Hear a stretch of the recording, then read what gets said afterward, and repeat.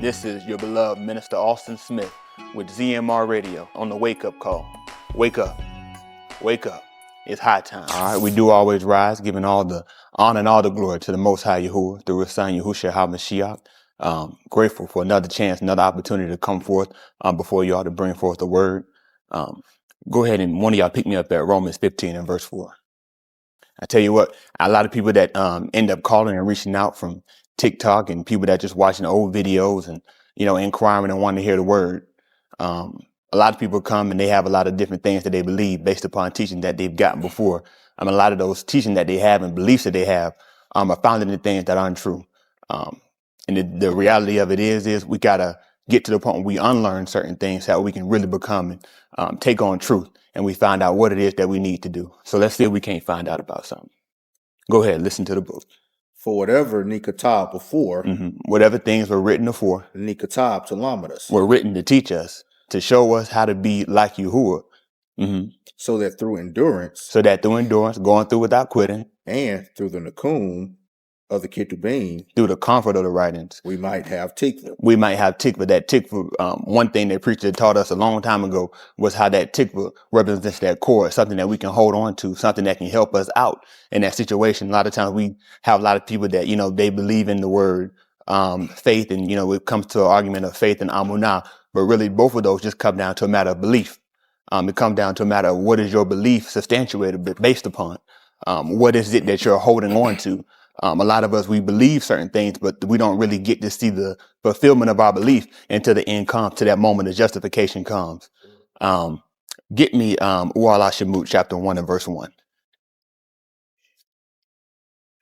And let's see if we can't figure out how we work that chord, how we work that Yachal, that tikva that we have, that expectation that we're looking for. Let's see how that works for us. Listen. Now these are the names of the Beni of Yasharal who came to Mizraim with Yachal. They came each one with his house. Reuben, Shimeon, Louis, and Yehuda. Yishakar, Zebulun, and Benjamin, Dan, and Naphtali, Gad, and Asher. All the Nephash who came from the loins of Yachal were 70 souls. 70 Nephash. But Joseph being in Mizraim, Joseph died and all his Akim and all that Tuladah. But the Beni of Yasharal were fruitful and increased greatly and multiplied. They were fruitful and they increased. They multiplied. And became exceedingly mighty, so that the land was filled with them. They became, even when you go back, you look at Barashik, that was the whole thing why he put man on the earth, be fruitful and multiply. So now we see that we were put in a place and now we're still becoming fruitful. We're still multiplying. Now a new Malak arose over Mizraim. A new ruler arose over Mizraim. Who did not know Joseph. He did not know Yosef. So now we're in a point where we're still in the same place, but we lost that favor based upon the person who knows us. We've lost a relationship. Our relationship has been severed because the person is gone. We have a new person. I don't know you like that. We don't get down like that. So I don't know you. So now our favor is gone. He said to his people, what did he say? Behold, the arm of the Beni of Yasharal are more and mightier than we. So the ruler of Mizraim told him, he said, behold, these people that multiply, it's more of them than it is of us. Come, let us deal wisely with them. Let's see how we need to deal with them. Let's see what is it that we need. How do we need to position ourselves based upon them outnumbering us? Lest they shall multiply, and it shall come to pass that when war occurs, they shall also join themselves to those who hate us. So now they're at a position of fear. I fear for my safety based upon the fact of it's more of you than me. So what I need to do? And fight against us and depart from the land. So the whole thing is they didn't want us to escape from them. I want to keep you in a position of captivity, keep you in a position of bondage, so you don't leave and escape from me. So they appointed taskmasters over them to afflict them with hard labor. They put overseers over them to afflict them with hard labor. And they built for Pharaoh storage cities, Pithom and Ramses. But the more they afflicted them, the more they multiplied, and the more they spread out, so that they were afraid before the Beni of Yasharal. And the reality of it, that's still something that we see now. Even the more that they have afflicted us as a people, we still continue to multiply. It's always been a thing of, hey, no matter what they try to do, I've always favored you. Regardless of whether the Malak of Mizraim favored us or not, the higher power, Yahuah Elohim, he has favored us. The Mizrahites compelled the Bnei of Yasharal to labor rigorously. To labor hard, make their labor hard upon them. And they made their lives bitter with hard labor in mortar and in bricks and at all kinds of labor in the field. They made their lives bitter. So now I'm at a point of, I don't even like what it is that I'm doing. At this point, what is the value in my life if my life is just confined to this hard rigor, this hard servitude that I'm having to do? All their labors, which they made them do with oppression. Then the Malak of Mizraim spoke to the abadym midwives, one of whom was named Sharath, and the other was named Puah. And he said, when you are helping the abadym women to give birth and see them upon the birth stool, what do? If it is a ben, then you shall put him to moot. So if you see a son, I'm worried about these people separating themselves from us, delivering themselves from us, coming to free themselves. So if you see a son that's being born, I want you to kill him. But if it is a daughter, but if it's a daughter, then she shall live. She should live. So the thing is that they already had to have a concept in their mind of their deliverance had to come through a man. That was the whole value of them saying, hey, we need to kill this male child, this boy baby. We need to kill this boy baby. Because that's how I know that if they continue to keep going, they will, with those boy babies, they will deliver themselves. But the midwives feared Elohim. They feared Elohim. Once again, it come right back to that favor. The Yahuah has given us favor.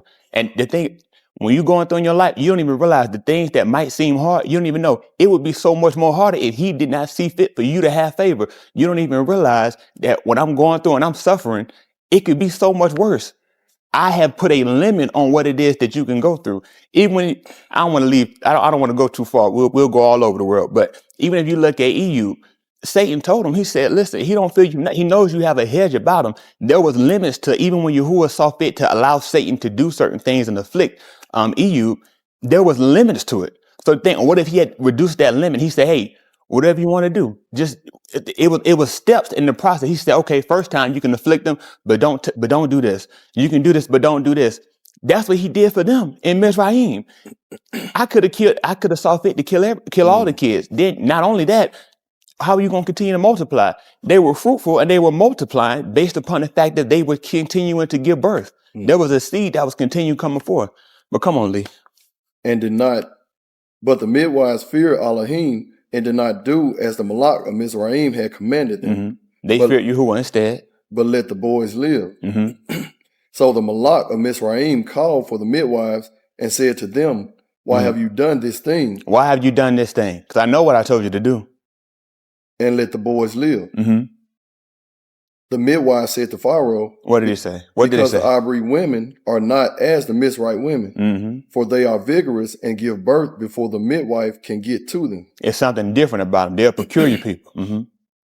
So Elohim was good to the midwives, and the people multiplied and became very mighty. So Yahuah dealt too with them based upon them doing what it is that he wanted them to do.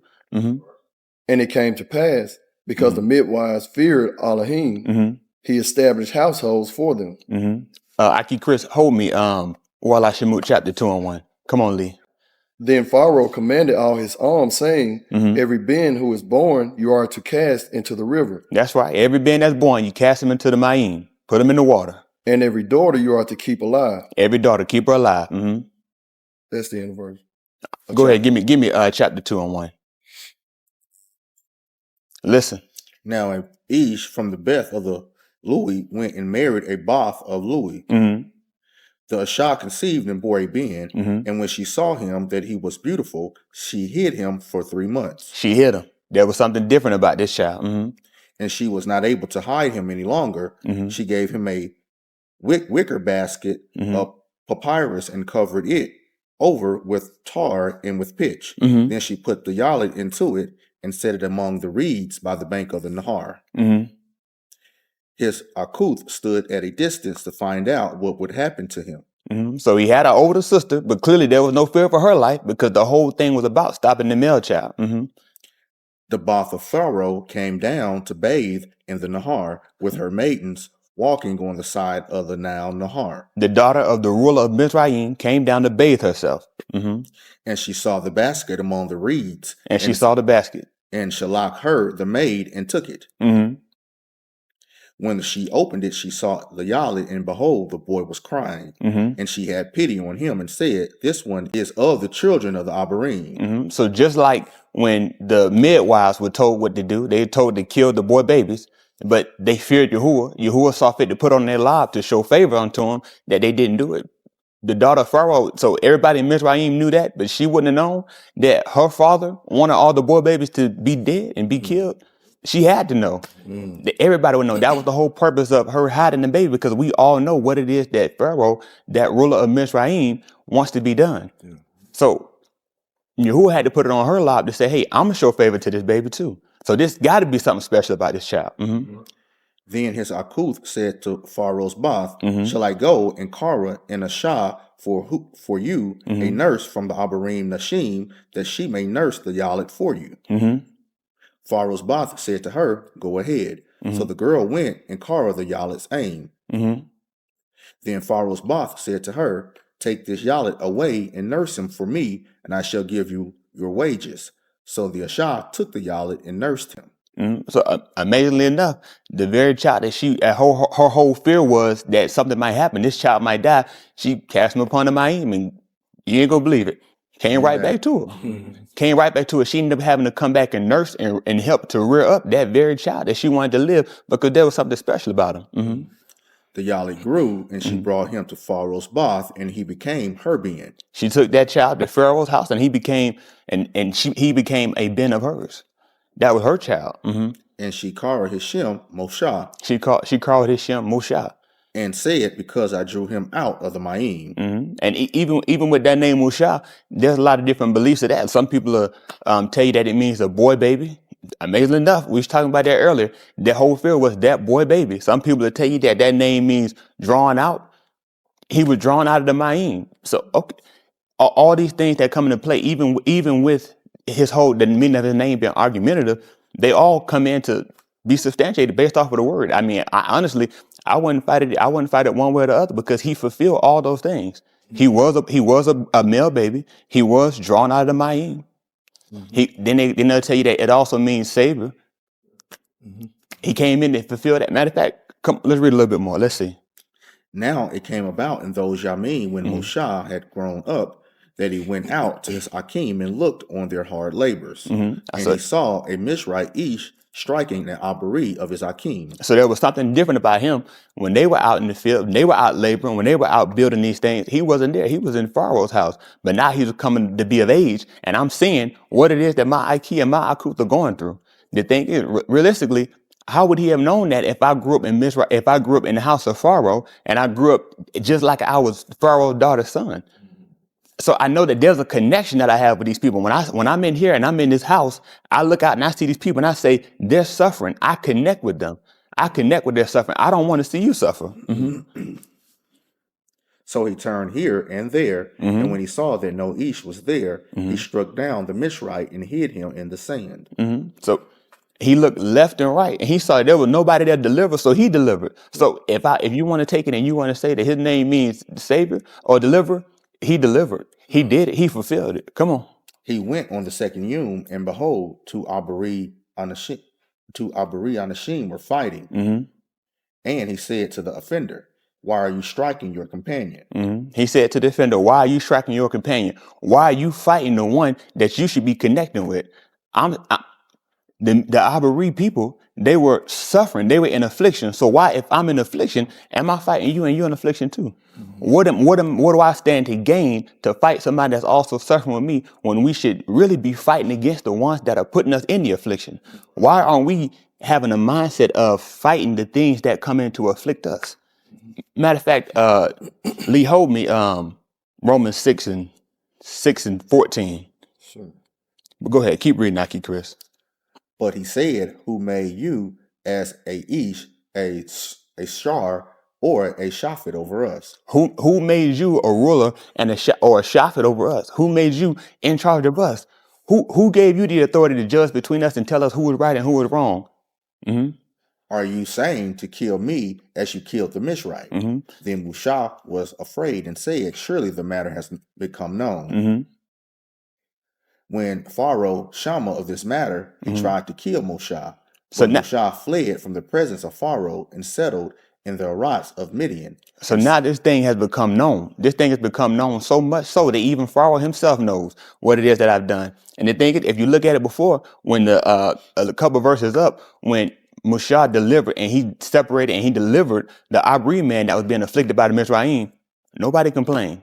There was no complaint. That complaint only came in to be when Musha came and he said, hey, listen, why are y'all fighting with each other? And that's one of the things that, kind of confuses me, is that we'll have a lot of people when the videos go up and whether I'm posting them on TikTok or whether ZMR is posting them on YouTube, or even if you look at the old comments on preachers' lessons, a lot of people, you find people that are desiring of hearing the word, but they only want to hear that word when that word doesn't come against them.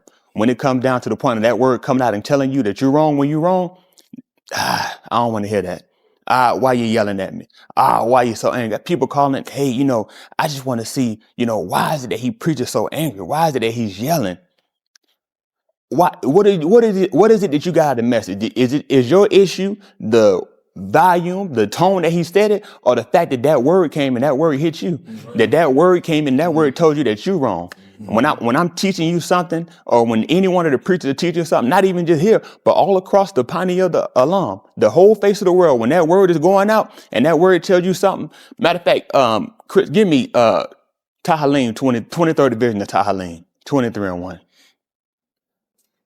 Verse 1. Yes, sir. Verse 1. Listen to the book.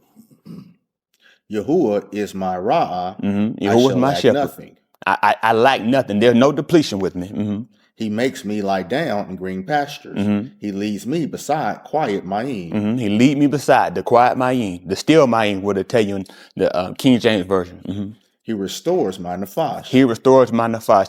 A lot of people will quote this verse. A lot of people will quote that 23rd division of Tahalim when I'm sad. Oh, yea, though I walk through the valley of the shadow of death. Me and Jay Rich, we even got a song with it. But let's see how that works. Come on. He guides me in the path of tsadq. He guides me in the path. Okay. For his shem's sake. For his name's sake. For the name's sake, he's guiding me in the path. Yes, even though I halak through the valley of the shadow of Mut. Though I walk. I yara no rasha. I fear no rasha. For you are with me. Your rod and your staff, they comfort me. Thy rod and thy staff, they comfort me. Okay. He's leading me in the path of tsadq. So what happens when I get out that path? What are you gonna do with that rod? I'm gonna use that same rod to strike you, to get you back to where you're supposed to go. A lot of people will quote that, but you don't even take in the concept of your mind, what it really is telling you. My comfort can't just be when the word is telling me something I want to hear, when the word making me feel good, when I'm feeling down and that word come in and bring me back up. What about when that word come in to tell you that you're wrong? What about when that word come and tell you that what it is that you're doing, you got to change. You got to let some things go. You got to go without some things. You got to deny yourself. That's right. Where are you at with the word then? Go back to what I had you at on that second chapter of the book of Alah Shamuth. Matter of fact, don't even worry about that. Lee, go ahead and give me Romans chapter 6 and give me 6 and 12. Yes, sir. Listen to the book. If so, then do not rule over Qatar in your body that shall move to obey your law. Matter of fact, go ahead and give me 6 and 10. For he that moved, he moved to Qatar one time. But he that moved, he moved to Qatar one time. And who lives, he lives to Elohim. So you were also in your as moved to Qatar. And Kai to Elohim in the Mashiach Yahushua our Adon. If so, then do not rule over sin in your body that shall move to obey your law after your lust. If so, do not let sin rule over you. Guess what? When they were in Mizraim, the Mizrites, they were ruling over them. When they were in Egypt, the Egyptians were ruling over them. When they came to the issue with the abadym and the Mizraim, that Mizraim was trying to take advantage of the abadym. So Musha came in and he created a deliverance. That's the whole point of what the word came to do. The word came in to create a deliverance from you. We are all born. We have a captivity. We are in the captivity of sin. The word has come to deliver us. Now, the problem is when that word comes to deliver you, It might not just be in building you up. I might have to tear you down just so I can build you up. Even when we preacher quoted last night when he talked about the man who's working to work on the wheel. You're only good when I'm building you up. But what about when I tear you down? And the thing is, we faint when we get torn down instead of taking it to the realization of if the man can tear me down, he can build me back up. Come on, Lee, keep reading. Do not let your members to become as instruments of unrighteousness to Kata. Guess what? When they were in Mizraim in the first chapter of Alah Shamuth, he told them to make their labor even harder, give them a rigorous work. That sin that you're a slave to, you're doing rigorous work. That sin is getting stronger and stronger on you. You find yourself in sin and you think, okay, well, I'm gonna get rid. I'm gonna stop doing this. And guess what? That hold is so strong and you can't stop if you wanted to. Come on, Lee. But present yourselves to Elohim as Kai from the Mut. Present yourselves as living from the Mut. And your members as instruments of tsadq to Elohim. And your members as instrument of tsadq. So that comes into the point of where now I had to come into the knowledge of I have to stop doing one work to be able to do another work. Come on. For the Kata shall no longer rule over you. For the Kata shall no longer rule over you. So I'm breaking free of a rulership. We don't even have time to read it all. But even if we go on further down, everybody knows the story of Mizraim. When we came out of Mizraim, Musha came to Pharaoh. And what did he tell him? He said, let my people go so they could do what? And what did Pharaoh say? He said, no. Why do you seek to keep the people from their labor? I don't want you to be free from sin. I want you to stay here. Right. Why would sin want you to be free to do what it is that Yahuah is calling you to do? Sin wants you to be in bondage. This going to come to the point of what are we going to yield our members to? What are we going to yield our servitude to? Are we going to stay bondage and slaves to Mizraim? Or are we going to be found with, okay, it's going to be some things we're going to have to suffer. It's going to be some things we're going to have to go without. But I'm looking for what it is that I'm going to get on the other side. A lot of us, we get to the point when we keep fainting when trouble comes, when situations come, because we lose sight and we lose focus of what it is that we look to gain on the other side. Come on, Lee. Because you are not under the Torah, but under Khan. Now we Kata, because we are not under the Torah, but under Kasid. Matter of fact, I tell you what, how do Yahuah? Just like you told it right there, we're not under the law, but we under Khan. What was the law that Pharaoh put out to the midwives, to the midwives? To kill the babies. Okay, so when the ruler of Mizraim said it, what would that have been? That would have been a law. But why did they keep living? Because the midwives showed Khan to them. That's just like us. We should be dead for the sin that we have committed. Pharaoh, he wanted them to stay in bondage because the whole thing is if I don't keep these people down, they will escape. If sin does not keep us down, we will escape. We should be dead, but by Khan, we're still alive. We're still multiplying. Our days are multiplying. What we're looking for to get is alam. That's something that never ends. Right. Come on, Lee. Let it not be. Let it not be. Do you not know that when you present your nafash to him to be his abadym, to turn aside to his dabarim, you are abadym to him, to Shama in his call, whether of sin to Mut or of obedience of tsadq. But thanks to Elohim that you were abadym of Kata, and then you have Shama with all your law to the form of the teaching that you were entrusted. So I've conformed myself. I conform my mind to a teaching. And you have been freed from the hands of Kata. And been made free from the hands of Kata. Being made free from the hands of the Mizrites. So you have became abadym to tsadq. So now I become a servant of tsadq.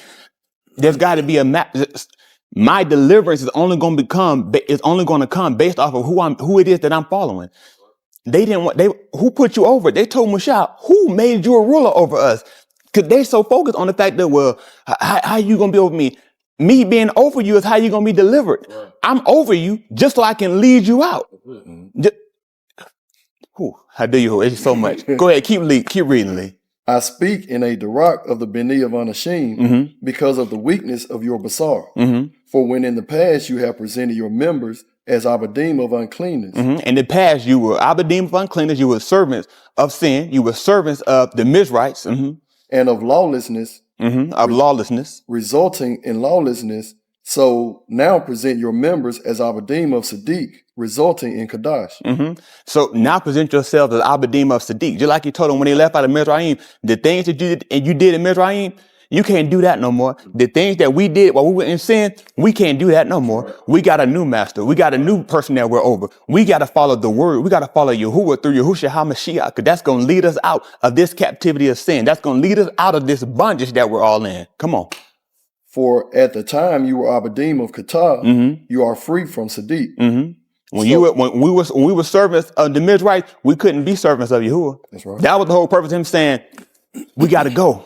We got to go out here to keep the Muhad. We can't keep it in here, and we can't keep it in Mizraim. Just like what is everything that Yahuah is calling for us to do, you can't do that while you're in sin. When you in sin, everything you're doing, you're serving in sin. You're coming in sin. You're keeping of the Muhad. Just like you told you, he said, what is it with your solemn assemblies? It's an abomination. Away with that stuff. Because you're leaving the validity of what it is that I'm telling you to do. There's no validity to everything that you're doing. Your head covering in vain, your Shabbat keeping in vain, your dietary law keeping in vain. Everything you're doing in vain. If you still committing sin, you're gonna have to make yourself free from sin in order to be an abad, which is a servant of Yahuah. Come on, Lee. So what pari therefore did you have then from your acts, which now you are ashamed of? For the end of their move. Chris, hold me. Yahuah 9:8-30. Come on, Lee. But now that you have been freed from the hands of Kata and become abadym to Elohim. Now you've been freed from the hands of Kata and become servants of Yahuah. You have your pari resulting in Kadash, and your end is Alam Kai. Your end is Alam Kai. The things that I'm reaping are fruitful things, because now these are things that lead to life.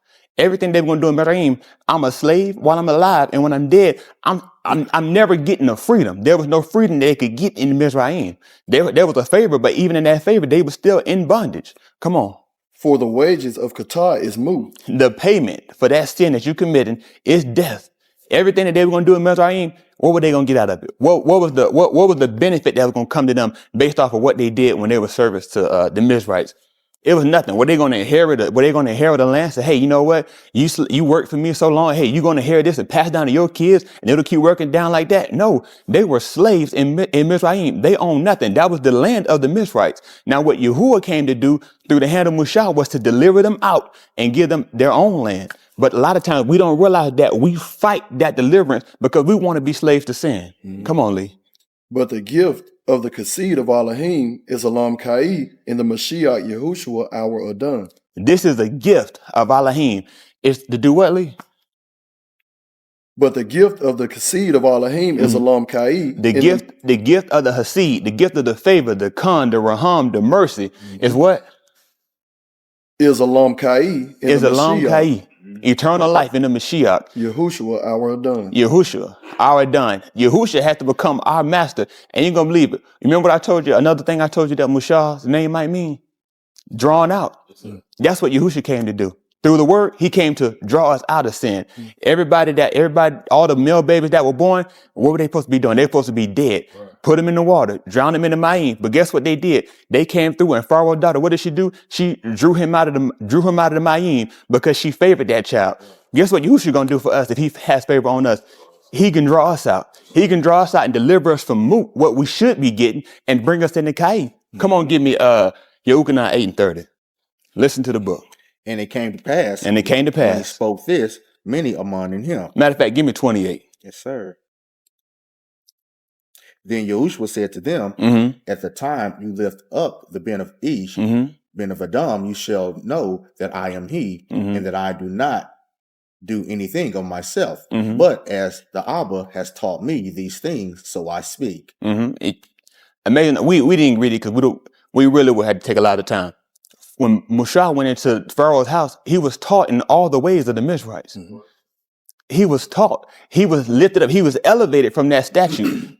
Mushah was an Abari. He was born of an Abari Shah, of an Abari aim, an Abari mother. And guess what happened? He was drawn up by the Mizrahites. Just like you're going to realize later on when you see when Yahusha get told, when he get raised up, that Mushah who was raised up, he was drawn up. What did he come to do, Chris? Read it again. Then Yahushua said to them, at the time you lift up the Ben of Adam, you shall know that I am he, and that I do not do anything of myself. But as the Abba has taught me these things, so I speak. So just like the Abba taught me these things, that's what I do. I'm doing the things based off what I've been taught by the Abba. When the Mashiach came in, he delivered. He told him, he said, I would have thought that they would have understood that Elohim by my hands would do what? Deliver. He would deliver them. That was the whole point of why the one that was drawn up came. So that way he can deliver us. He can raise us up. He can draw us out of the Mayim. Come on. And the one who shalak me is with me. The one that sent me is with me. The Abba has not abandoned me alone. He didn't leave me alone. He didn't leave us alone. Come on. For Come I on, always Chris. do the things what is to in his own. Because I always do the things that are pleasing in his sight, so he didn't leave me. Come on. And it came to pass, when he spoke this, many among in him. When he spoke this, many believed on him. Guess what? If we do always the things that please the Father, guess what he won't do? He won't leave us. We'll continue to receive that favor. We can continue on. We can live on. We can get an inheritance that doesn't end. All we have to do is do the things that are pleasing to him. Break free from the captivity of sin. When he's leading us out, we got to follow his footsteps. The way that we don't go wrong. We read that over there in Tahalim, the 23rd division of Tahalim. When he's leading us, let's follow his footsteps. Let's do exactly what it is that Yahusha did. And we may not physically see him with our eyes, but we see his footsteps through the word. He's given us a plan. He's told us exactly what to do. The word is a roadmap of how to lead to salvation. All you got to do is obey it. All you got to do is follow it. That ain't following it when it make you feel good. That ain't following when it builds you up. That's following it all the way out. When it tell me don't go right, don't go right. When they tell me don't go left, don't go left. Just stay straight. Come on, Chris. Yahushua said to the Yahudim who among in him, What did he say to those that believe?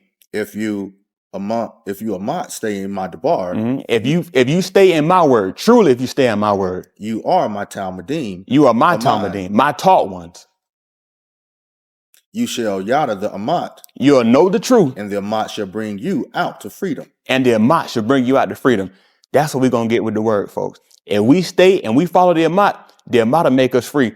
We can break free from the slavery of Mizraim. We can break free from the captivity of sin. That Mizraim bondage that we had is no comparison to what we have in sin, because we commit sin over and over and over again.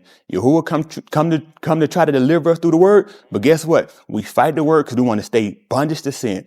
Yahuah later on in the book of Alah Shamuth, round about the 12th, 13th chapter, when they came out, they were like, why did you bring us out here? So we can die in the wilderness? We would rather stay in the captivity of Mizraim. That's what we do in sin. That word hit us. I'd rather stay where I was at. Why I want to come in here and get hit with the word? Because I'm trying to bring you out to freedom. I'm trying to make you free. Why do you want to stay a slave to sin when you can be free? I'm trying to give you life. They told you about Harriet Tubman. We know what they called her? They called her the Black Moses. You know why? She said, and one of the things she told them, she said, out of all the slaves she freed, she could have did what? If they would have did what? If they would have just known they were slaves, you don't even realize you were a slave, and he's trying to free you through the word. That's right. That's my time. That's my time. How do you?